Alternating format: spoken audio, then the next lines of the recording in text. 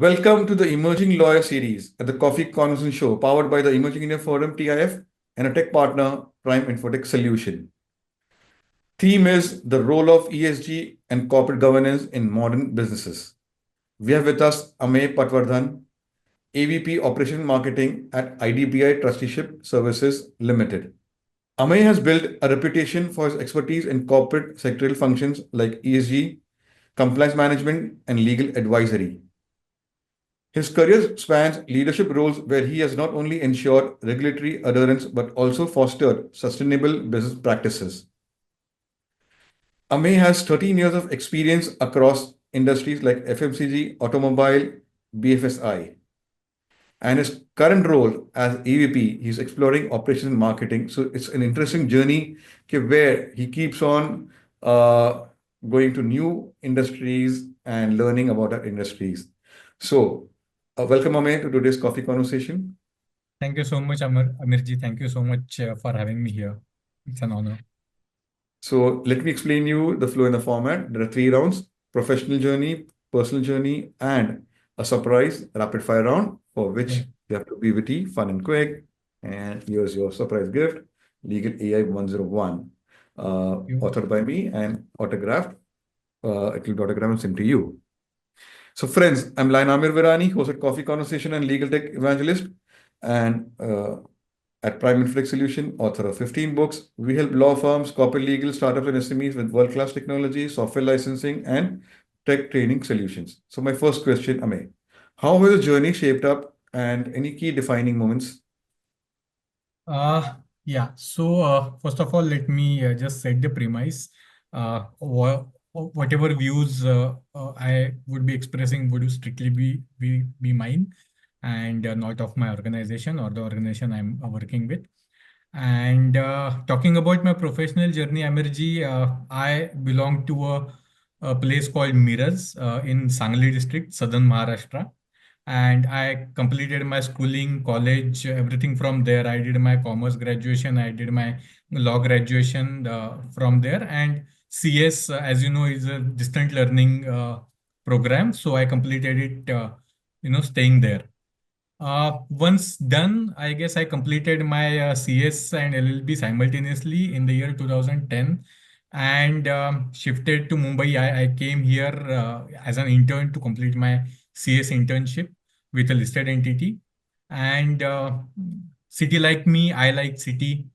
City embraced me, I embraced the city. And then from there on, I have become Mumbaiker for last 15 plus years.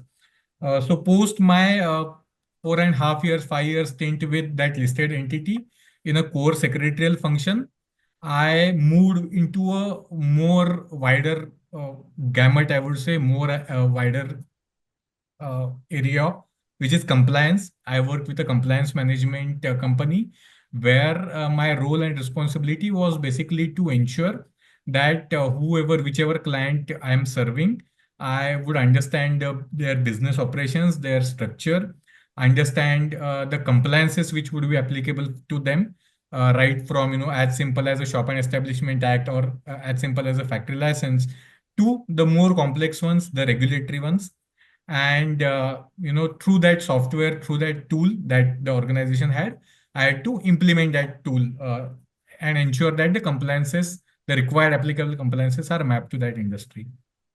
Post that, after nearly 6 years of my stint with that compliance management company, I moved to a law firm exclusively practicing in ESG, environmental, social, and governance.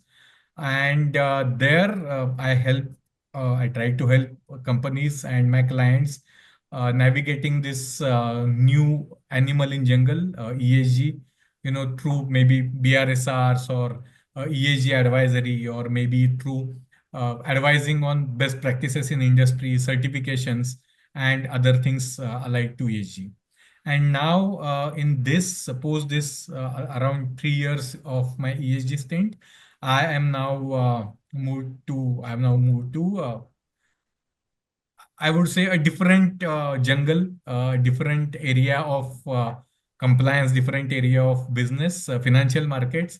I'm currently working with, as you mentioned earlier, IDBI Debenture Trustees as an AVP, looking into operations and marketing aspects of the business. So yeah, that is what my professional journey has been.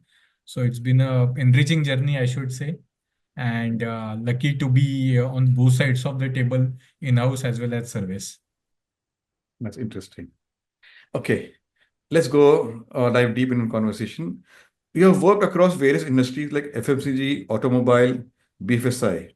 How does Mhm. compliance vary across these sectors? Okay.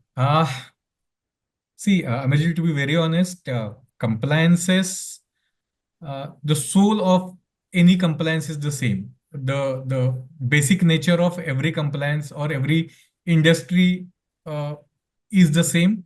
That you comply either by choice or you comply out of compulsion. So the choice is going to be that industries. But talking about different sectors, and I find myself to be lucky to have been able to work with different sets of industries, different kinds of industries. I would say, irrespective of industry, what I have observed is there is a 70-30 rule, meaning 70% of the compliances in any industry, any company, any organization are going to be the same, are going to be common, may it be IPR, may it be labor laws, may it be industrial laws, may it be laws, revolving around the basic fundamental operations, finance, tax, corporate secretarial, legal.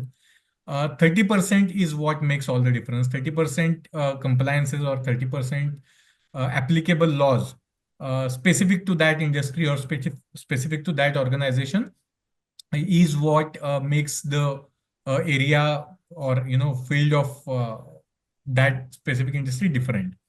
So I personally call it as a PPP rule or 3P rule, which is people, product, and processes. So any compliance revolves either of these three aspects. Either that compliance will be attached to people working in that industry, or product, the products that are available or being manufactured in an industry. When I say manufacture, it can be a service industry, it can be a core manufacturing industry, and the processes that are followed. Then again, it might be even a BFSI industry where there is a set of processes that are followed, or maybe a manufacturing industry where there are certain processes which are required to be followed to get the outcome. So, while dealing with these compliances or these varied industries, I would say most of the laws, as I said, 70% of the laws or regulations are commonly applicable. Now, you also understand that in India, there are constitution specifies three lists: union list, state list, and concurrent list, where all the legislations, all the laws are formulated or governed. So, I would say when we look at compliance or we think of compliance, it's just not the fine print of the act or rule that we need to consider. It is a mix of a lot of things. It is a mix of act, rules, regulations, notifications, circulars, case laws, understanding the actual nature of the facts or the scenario in which you want to apply certain compliance, and a little bit of logic as well. So I would say these are the things which go in any area or any industry. Probably depending on the industry in which I am looking at the compliance, out of the three P's that I just mentioned, every industry might be focusing on a specific set of P. So, for example, in FMCG, it's more product specific. The laws and the compliances are more product specific. Whereas probably in industries like automobile, it might be more people specific, because there are a lot of people efforts that go into the manufacturing activities. Whereas maybe in BFSI, it might be more process specific. How the regulator tells you to conduct your activities or offer your services. So depending on which P the that industry is focused, if the professional is able to identify the importance of that P in the business, I think the perspective gets right, and the person who is looking into the compliance aspect, either as an advisor or an in-house person, should be able to gain more insights into that industry. Yeah. Beautiful. The three P's, I remember. Okay. Uh, so, Amey, you have worked in both advisory and in-house roles. Yeah. Which do you find more challenging and why? Okay, that's a tough one. Uh, Honestly speaking, challenges are different for both the roles. Different challenges are there for different types of roles.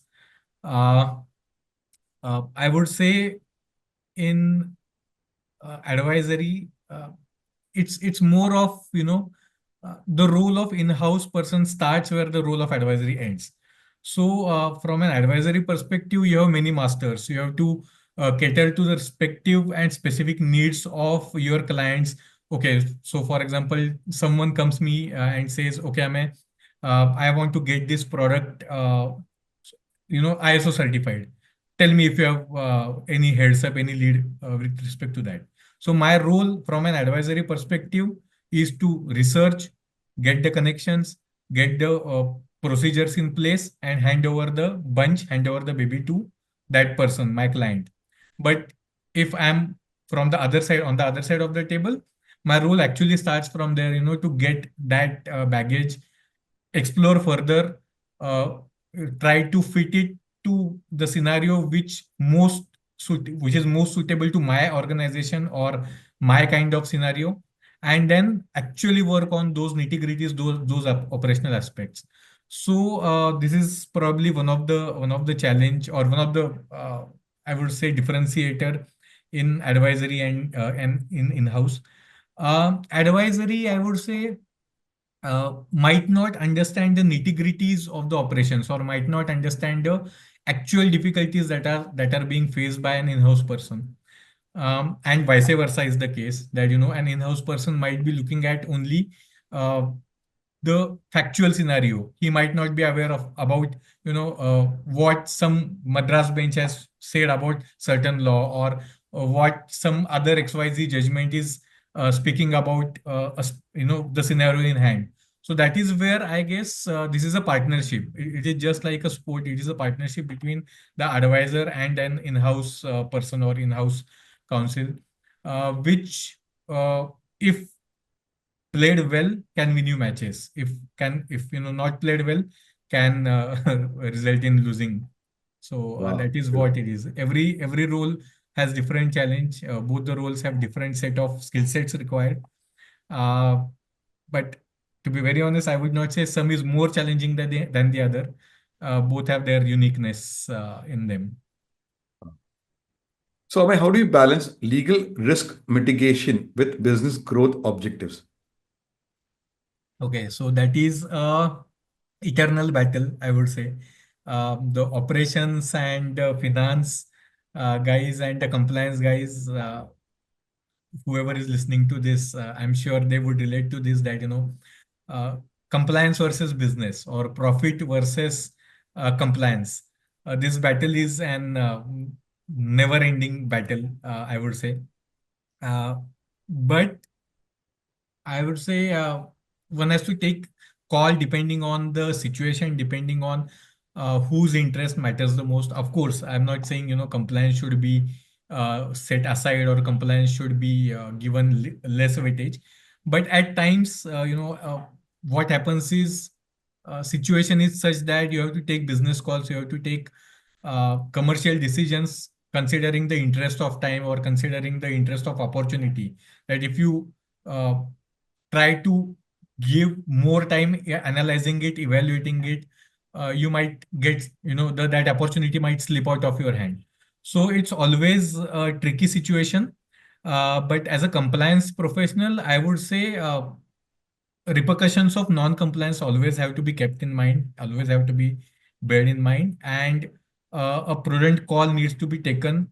Probably good business houses, there are a few good business houses which would always say that, boss, opportunities आएंगी जाएंगी.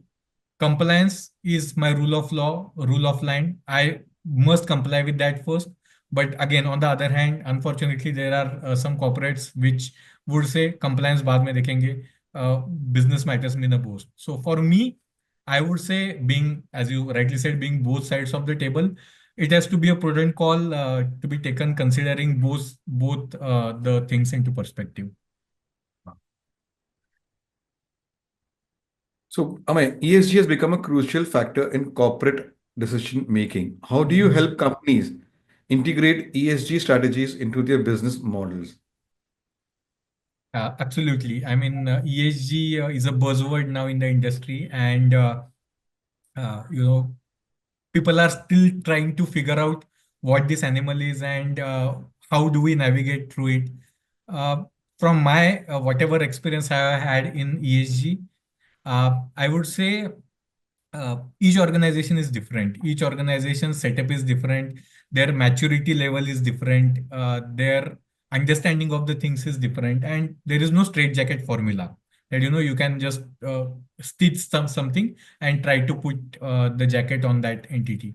So I guess depending, as I said, depending on the maturity level and the understanding and how far the organization is willing to go in this journey, I will have to advise or help that organization adopting to ESG. Probably when I speak of environment, uh, probably the first things which I would do is identify the footprints, the environmental footprints that the organization has at present, their carbon emissions, their waste management practices, probably their emission levels. All those things will have to be considered, and we'll have to give them solutions right from it might be as basic as tree plantation to maybe more complex ones as to process modifications, or maybe buying carbon credits from market, again depending on that organization's maturity level and depending on where they want to reach.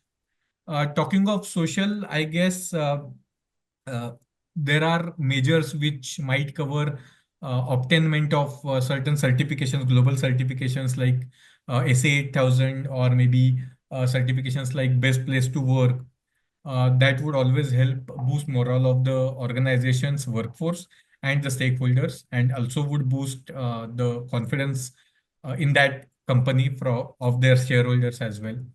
And talking about governance, again, governance has its own different three Ps, which we generally observe in corporate governance: policies, procedures, and practices. So, if we focus on these three things, and uh, if we are able to fortify these three things, I guess not only in letters but in spirit as well. I guess all the three aspects would be well taken care of, and the organization can move into a more structured ESG journey. Wow. So, Amey, what role does technology play in simplifying compliance management today? Okay, so definitely it is a age of technology, as we all know. AI is you know venturing in all the possible areas of our life, may it be personal, may it be professional. Uh, Definitely, there are multiple tools and tackles available in market to manage compliances. There are, as I told you, I was a part of a company which itself was a promoter of technology into area of law, governance, and compliance. Definitely, technology helps higher management gain insights into the corporate structure of the organization, first of all, gain insights into the compliance status as on any given point in time. It gives a bird's eye view to the management, and with all the modern tools like charts and probably dashboards and different types of analytics which are available through the tools. They can get their hands on to their what I would say exact compliance status of that organization on any given point of time. But to be very honest, it cannot be relied solely. Technology can definitely play a part. One thing which I recently came out, I was using some tool. I would not name a tool, but I was using a tool and I was finding it difficult to get it into a printable format, wherein I was trying to find the best suited PDF tool kind of a thing. What I realized is, one of the tools, to be very specific, if I remember correctly, it was Foxit, which kind of helped me in getting all the things which I wanted as a compliance professional to make that report a comprehensive one and a compact one. Um, because it had many inbuilt tools and features which kind of helped me prepare it a better in a better manner, which otherwise using traditional methods I might not have been able to do. So from a presentability point of view, from a perspective point of view, technology indeed helps. But as I said, technology alone cannot be relied on. The most important part is percolation of that understanding and percolation of this usage till the last person in the line, till the last employee of the organization is what makes any compliance program a success. And that usage of that technology can really be a boon. Otherwise, that investment will remain a dead investment. So that is what I have observed in my professional journey. Okay. So, Amey, you have been involved in compliance system implementation across different organizations. What key factors ensure a smooth transition? As in smooth transition for me as an implementer from moving from one industry to another industry is what you mean to say? No, like you have implemented compliance systems, Mm-hmm. different companies. Mm-hmm. So, how was the adoption a process Mm-hmm. in different industries, and how did the team start using, and what differences did you see? Okay, so transition moving from one industry to another industry is never easy. Uh, I would say unlearn, learn and relearn, as we call it, has to be the mantra, because I know, I mean, basic tools and basic skill sets never go away. They remain the same across industries. They remain the same no matter what where you are working. But every industry has its different challenges. Every industry has its different nuances. But again, end of the day, it's like an actor doing three shifts. Maybe in the morning he might be doing a serious role. In afternoon shift he might be doing a maybe a romantic role, and in his night shift shooting he might be shooting for something different. So it's always hanging the shoes uh, and adopting or getting new ones. But yeah, basic skill set never goes away, and it's about unlearning things and relearning things with a fresh perspective, depending on the requirements of that job role and that industry, is what I would say. Now, let's come to your recent company. So, what are the activities of IDBI trusteeship, and what is your role as operations and marketing over there? Yeah. So, IDBI Trusteeship is basically a trustee company. It's a SEBI registered company and acts in uh, various activities of financial market as an intermediary uh, entity, I would say. So basically, debenture trustee and security trustee are the two main arms of business activities, apart from others like InvITs and REITs and AIFs and whatnot, private trust included. So basically, my role here is because I always wanted to test the waters of this kind of an industry, the financial market, which is the backbone of economy of India. I would say my role here is to first of all cater to the clients which I love from the core of my heart. Uh, Probably understand the products or offerings that the company has, that the organization has, and try to help clients better get involved into, or better navigate this financial market scenario, I would say. So that is what my role has been. Of course, it's not been many days that I've joined the organization. I'm still in the learning phase, I would say, but I'm enjoying it a lot. Beautiful. So, Amey, how would you explain the importance of governance in trusteeship business? Governance plays a pivotal role, just like in any other financial market intermediary or industry. Amirji, just hold on, just hold on. Just. Right.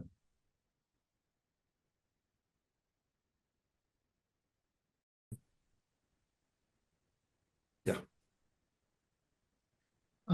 So Amirji, definitely role of governance in trusteeship industry is a very pivotal role. In my organization itself, I can speak for the organization. There are multiple teams or departments which take care of each and every aspect of trusteeship business, may it be legal, compliance, information technology, operations, business development, and there are other support functions as well. So, as I said, SEBI being a regulator, we have to be always on our toes in ensuring that may it be NCS regulations, may it be Companies Act, may it be SEBI LODR, or may it be any other SEBI regulation that we have to adhere to as a trustee. Uh, and being a trustee, obviously, we have to cater to both the sides of the transaction, may it be borrower, may it be lender. And of course, the regulator has to be the one whose regulations have to be adhered strictly. So governance definitely plays a key part in ensuring that all the right documents are in place, all the processes are being followed, all the statutory updates are being adhered to. So yeah, I mean, just like any other regulated entity, we strive to be a part of that, reach that 100% compliance level. Wow. So, my last question for your professional journey round. Yeah. For young professionals looking to enter the legal and compliance field, what skills or mindset should they develop? Uh, okay. First of all, I would say I am still learning. I would not say that I would be in a position to advise anything to anyone. But from my professional journey experience, I can definitely uh, tell a few. I can definitely suggest a few skill sets that a lawyer or a professional in this legal field has to have for him to be able to reach somewhere in his journey. First of all, attention to details. I mean, what I've observed is half of the problems or half of the issues caused because of lack of attention to issues. Uh, I'm sure because of plethora of transactions or because of multitude of transactions, it might not be able to do justice to this aspect of your skill set. But if we are able to take care of this aspect, attention to detail, I'm sure half of the issues that professionals often face in their day-to-day transactions would go away. Be mindful of the TAT, uh, especially in a role of an advisor. TAT assumes utmost importance. Uh, I understand that understanding the laws or getting into the groove of the things takes time, but we have to understand as a professional or as an advisor that adherence of TAT is equally important, because the client, there might be a deal breaker situation at the client, and you have to be mindful of that. So you have to be always ready, serving or catering to the client. Again, as I would say, may you be an in-house role. You might be in an in-house role, or you may be in an advisory role. Uh, you have to be mindful of the greater good or the greater, I would say, mm, benefit. What is the apex interest? What are we working towards? What is going to be the last mile benefit to the organization? And lastly, as a legal professional, I would say at times we in our effort of being uh, perfect in our legal acumen, or in an effort to be legally sound, we might tend to lose track of commercial acumen. So that should not be the case. Commercial acumen should also be developed. Of course, it's part of the process. It's part of a journey. It doesn't come to you on day one. But as you grow in your organization, as you grow in your practice, that commercial acumen has to be acquired. So I guess these would be the skill sets which should help any professional in his or her professional journey. Wow. Let's go to next round, Amey, and understand you as a person. Tell us about your family and your formative years. Okay, so as I said, I grew up in my hometown, Miras, Sangli district, which is in southern Maharashtra. Uh, Completed my schooling college there. Uh, Came to Mumbai in 2010, and as I said, traveled through four organizations. Uh, During my formative years, my father is a practicing lawyer, so I used to observe him, and probably through the genes it passed on, I would say. My mother is a homemaker, and I mean gratitude to her that in because my father used to travel to different cities to attend his matters, and mother used to take care of us, me and my younger sister, we are siblings, and uh, probably during that formative years only I somehow used to observe my father, and probably like love towards legal profession grew from there. And yeah, I stepped into this. Then here in Mumbai, I stay with me and my family, wife and the 7-year-old daughter, and that is what makes my family life complete. Wow. So let's go to your college days. What are your experience from Shivaji University and how did it help in your career? So as I said, I always wanted to do law. So when I completed my commerce graduation, there were employment opportunities that were coming my way, but I somehow always wanted to finish my law, and wanted to acquire some professional qualification, because I knew that going forward, law simply doing my law graduation is not going to help, and somehow to be to share it with you. When I came to Mumbai in my childhood days, I had come to Nariman Point, Marine Drive, and seeing the atmosphere there, I always was thinking that, I should come to this city and I should get a chance to work in this area. So probably universe listened to me, and that materialized. Wow. So, Amey, what's one non-work related passion that keeps you motivated? Uh, okay. To be very honest, not able to find much of a time because of work commitments. But yeah, movies and books are the two hobbies that I pursue. I'm a movie buff. I like to watch Wow. a lot of movies of different genres, of course. But yeah, movies, and as and when I get time, I like to read Wow. books. So you're leading me to my next questions. So I'm dividing into two part. Which book are you reading and what are its key learnings? First part. And which movie has impacted you? So, Amirji, I guess picking and choosing from the movies, it's a tough choice. I can list like 10 movies, but there are a couple of movies rather which are very close to my heart, and I can watch them from any point of time from the movie and watch any number of times. One of them is Castaway. It's a beautifully portrayed movie, and the difficulties that the guy faced, and the way in which he overcame, he never gave up. And the other movie of probably the same genre is 127 Hours. So it's about a guy who is, trapped in Grand Canyon, and how he escapes from there. So both are worth watching.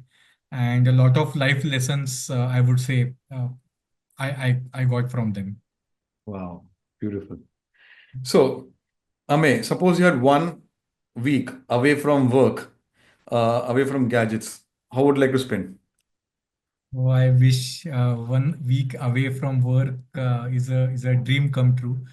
Uh, yeah, vacationing. I am a beach person basically, so I like to travel to places, coastal areas.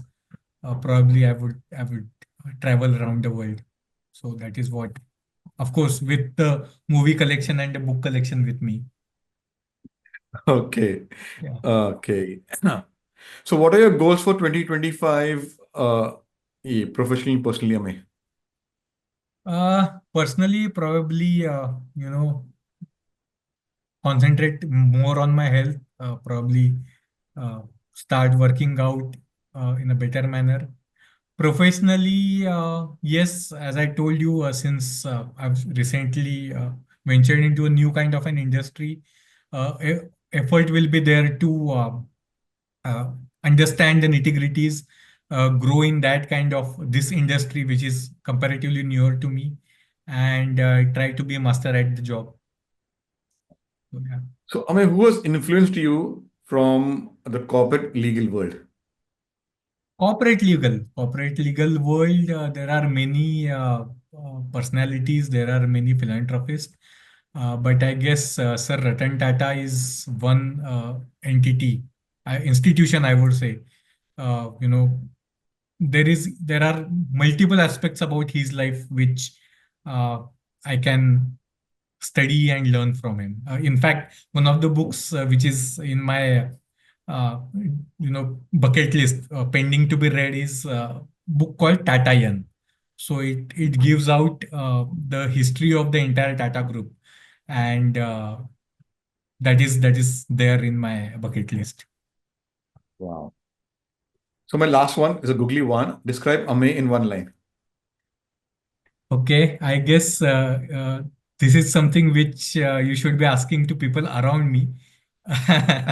But Nice. I would say committed compliance professional, because compliance has always been my passion. And thanks to my parents, thanks to the upbringing that I got, the work ethic which I try to imbibe in my professional life, uh, all comes from them. So yeah, Wow. a committed compliance Beautiful. professional, I would say. Beautiful. Okay, let's go to the next round and have some fun. The rapid fire round. You're a morning person or night owl? Night owl. Your go-to comfort food? Go to comfort food. Tough one, tough one. I'm Maharashtrian, so I would say Varan Bhat. Wow. Okay. Uh, Favorite food dish from Sangli? Favorite food dish from Food Sangli. dish, from Food dish. Sangli. So Sangli, the specialty of Sangli is bhel. So we Uh, get a very specialized kind of bhel there. So yeah, I would love to treat on it. wow.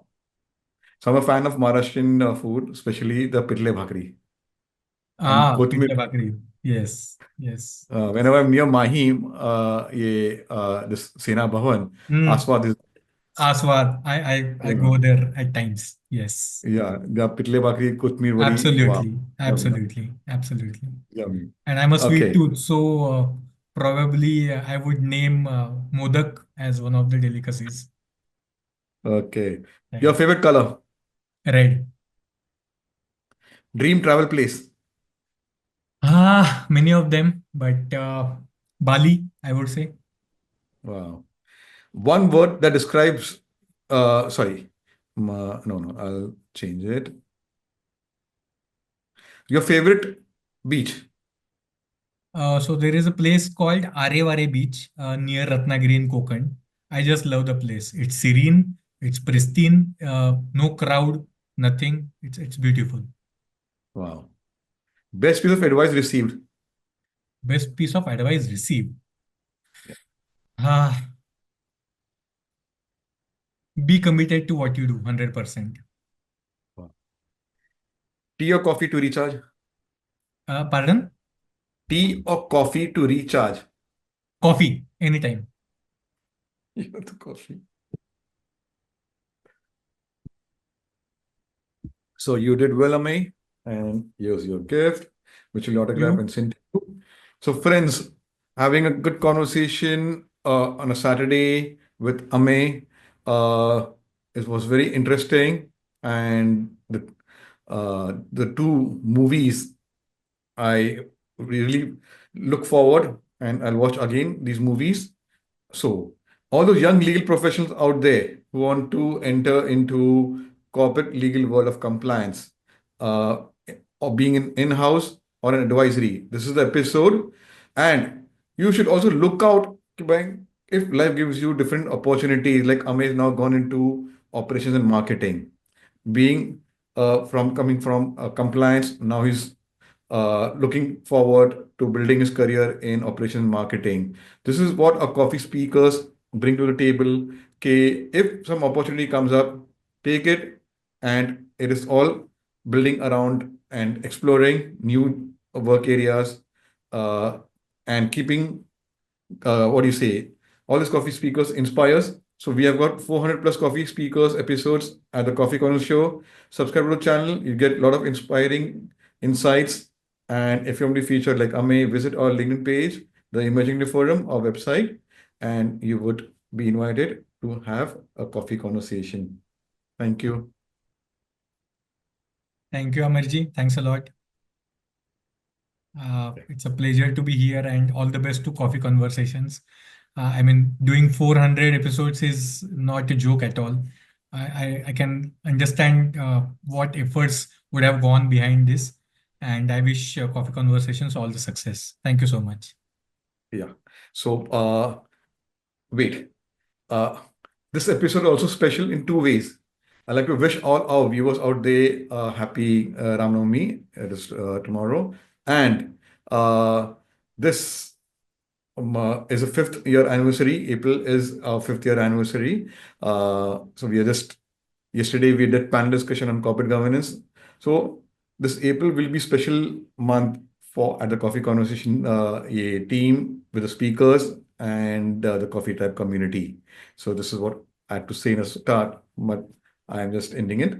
So this episode will be special for our for me and for you also, Amey. Absolutely. Thank Absolutely. you. Thank you.